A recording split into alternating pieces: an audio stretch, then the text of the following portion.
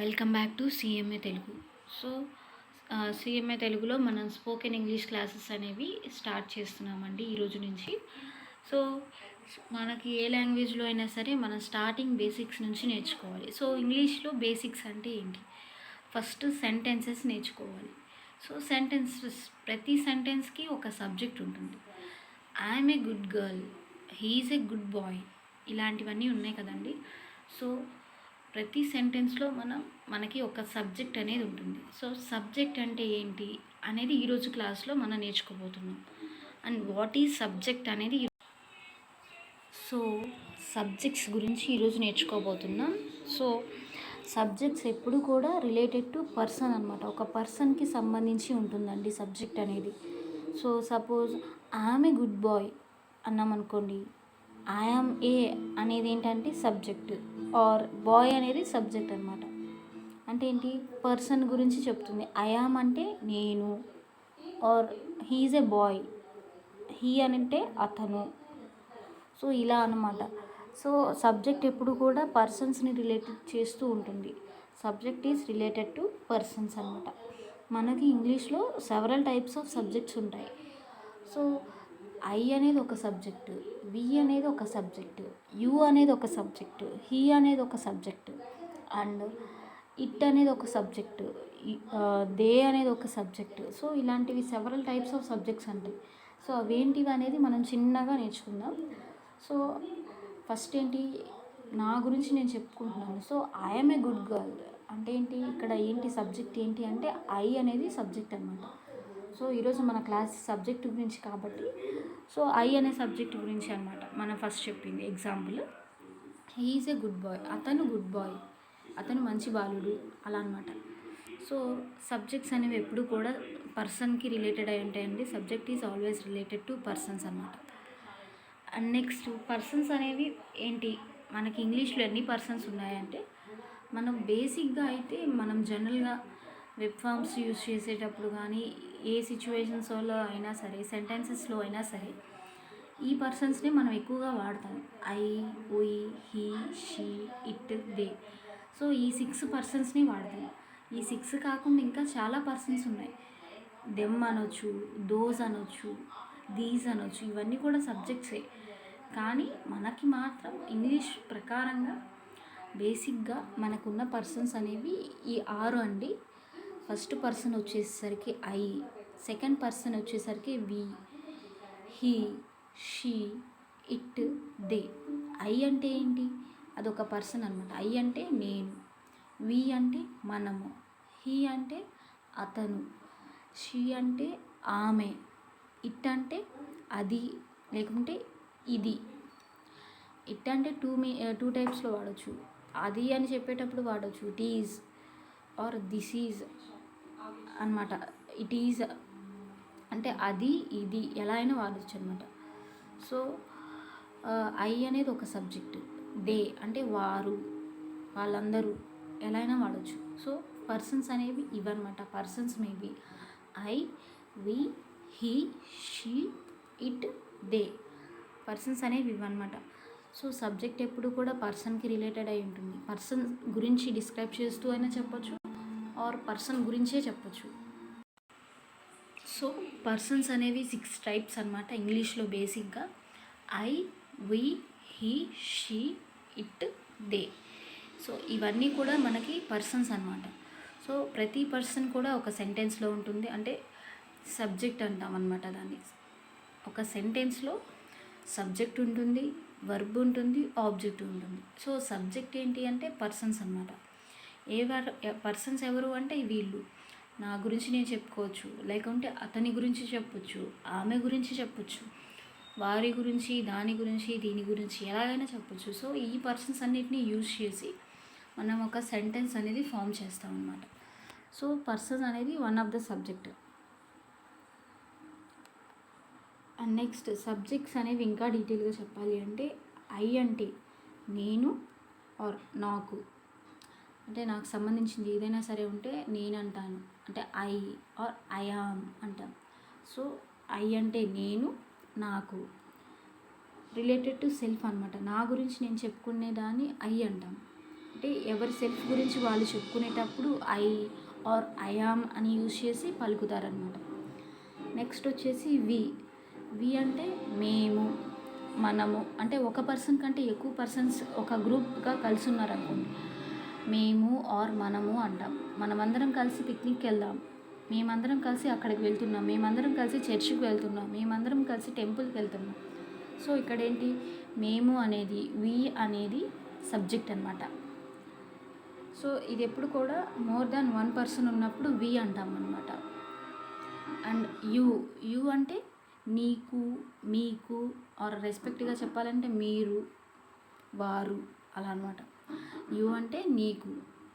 Talking about to persons beside you, నీ పక్కన ఉన్న వాళ్ళతో కానీ ఆర్ నీ ఎదుట ఉన్న వారితో కానీ నువ్వు మాట్లాడేటప్పుడు you are a good boy, నువ్వు చాలా మంచివాడివి, అలా అనమాట. You are a good girl, నువ్వు చాలా మంచి అమ్మాయివి.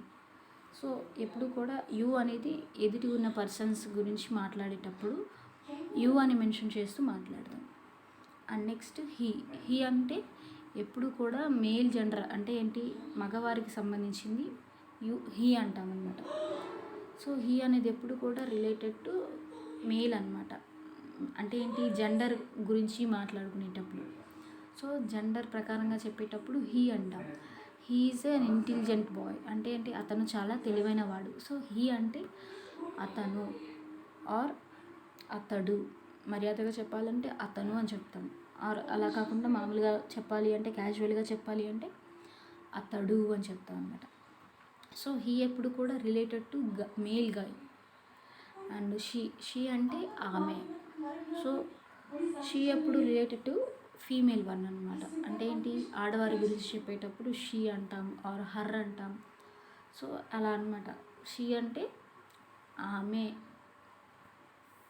నెక్స్ట్ ఇట్ అంటే అది, ఇది.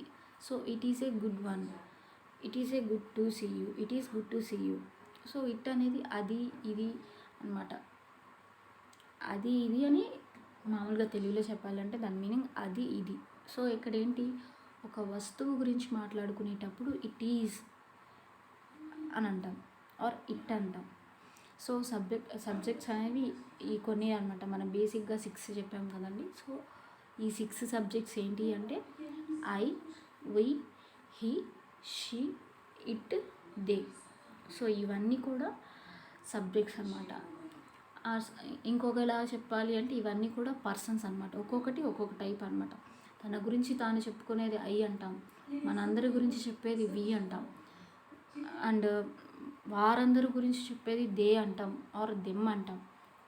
అండ్ ఒక మేల్ గాయ్ గురించి, అంటే మగవారి గురించి చెప్పేదేమో హీ అంటాం ఆర్ హిమ్ అంటాం, హిజ్ అంటాం. అదే ఆడవారి గురించి చెప్పాలంటే షీ అంటాం ఆర్ హర్ అంటాం. అండ్ ఏదైనా రిలేటెడ్ టు థింగ్స్ ఆర్ వస్తువుల గురించి చెప్పాలి అంటే ఇట్ అంటాం, అంటే అది, ఇది అన్నమాట. సో ఇది ఒక సబ్జెక్ట్ అంటున్నాం. అండ్ సబ్జెక్ట్స్లో ఇంకా కొన్ని ఉన్నాయి. అవి ఏంటంటే మీ అంటే ఏంటి, అది ఒక సబ్జెక్టే.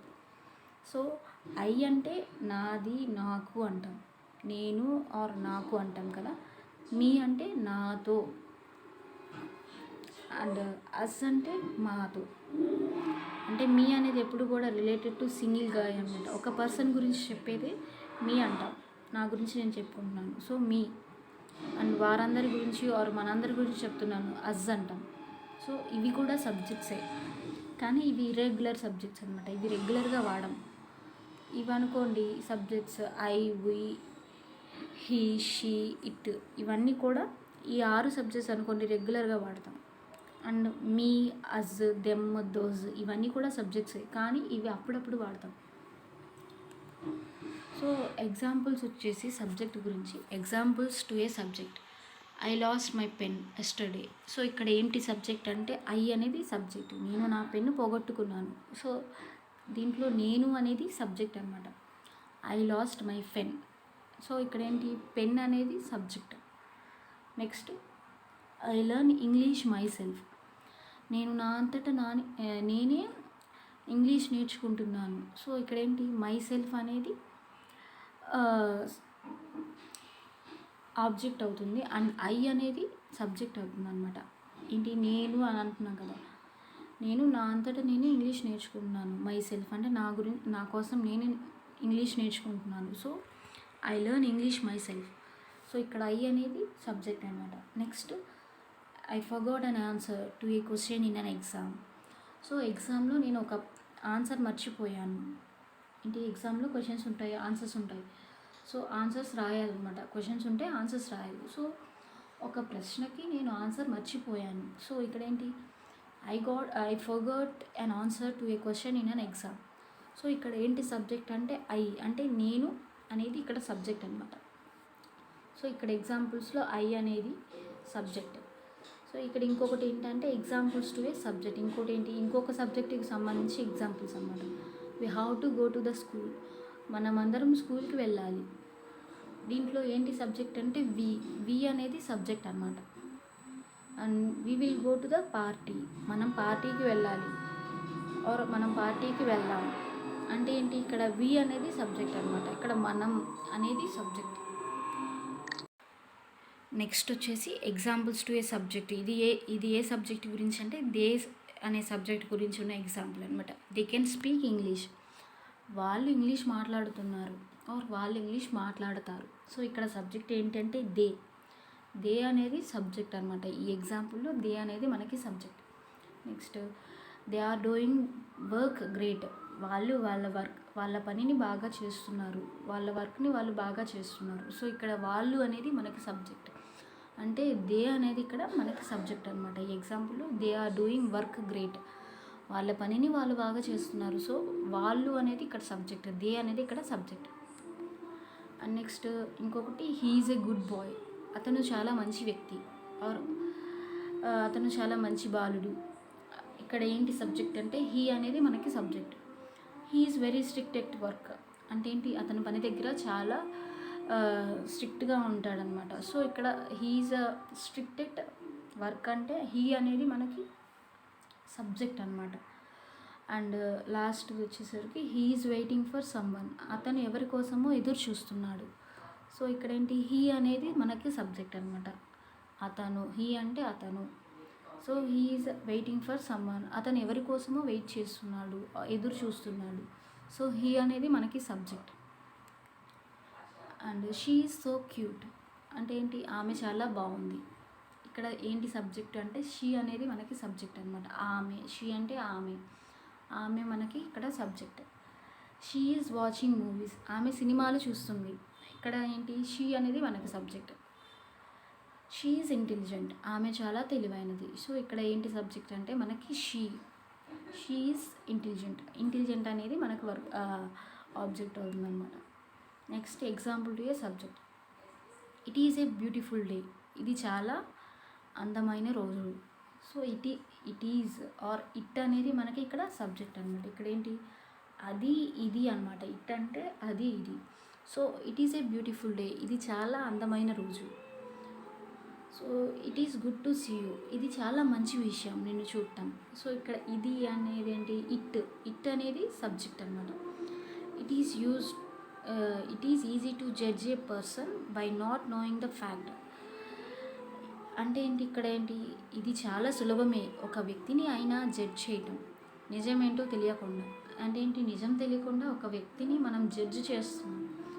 సో ఏంటి నిజం అని తెలుసుకోకుండా ఒక పర్సన్ని మనం నువ్వు రాంగ్ అని ప్రూవ్ చేస్తున్నావు అనమాట. సో అక్కడ ఏంటి, ఇట్ ఈజ్ అంటే ఇట్ అనేది ఇక్కడ సబ్జెక్ట్ అనమాట. So it is easy to judge a person by not knowing the fact. So నిజమేంటో తెలియకుండా ఒక పర్సన్ని మనం జడ్జ్ చేస్తున్నాం. సో ఇక్కడ ఇట్ అనేది మనకి ఏంటి, ఇట్ అంటే ఇది. సో ఈ ఎగ్జాంపుల్లో ఇట్ అనేది మనకి సబ్జెక్ట్ అనమాట. And next so tips to learn fluent English. So మనం ఫ్లూయెంట్గా ఇంగ్లీష్ మాట్లాడాలి అంటే మనం ఏ టిప్స్ అనేది ఫాలో అవ్వాలి.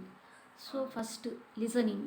మనం ఏదైతే క్లాస్ చెప్తున్నామో ఆ క్లాస్ని మనం కంప్లీట్గా అండ్ క్లియర్ కట్గా అర్థమైందాకా వినాలి. సో ఒకసారి అర్థం కాలేదనుకోండి మళ్ళీ వినాలి, మళ్ళీ వినాలి. సో ఈరోజు ఎన్నిసార్లు విన్నా అర్థం కావట్లేదు, సో వదిలేసేసి నెక్స్ట్ డే విను. ఆర్ ఎప్పుడైతే నువ్వు మైండ్ ఫ్రెష్గా ఉంటుందో ఆ రోజు విను. సో కంప్లీట్గా క్లాస్ అనేది కంప్లీట్గా వినాలి.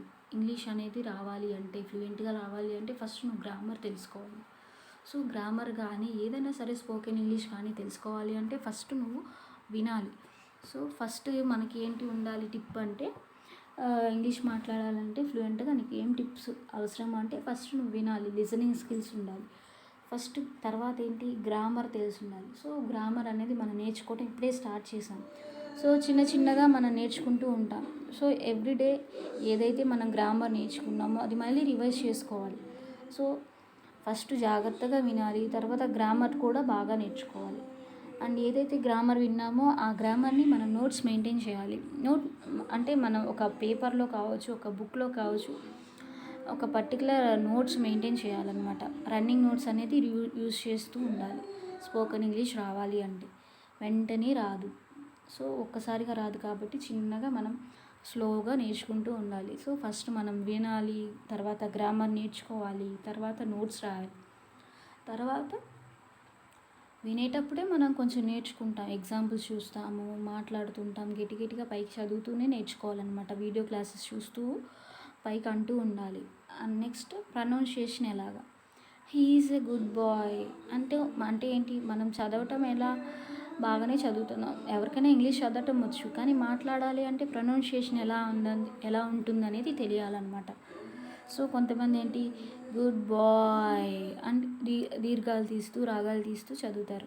సో అలా చదవకూడదు. ఎలా ప్రొనౌన్సియేషన్ చేయాలి, కరెక్ట్గా ఎలా ప్రొనౌన్స్ చేయాలి అనేది తెలియాలి.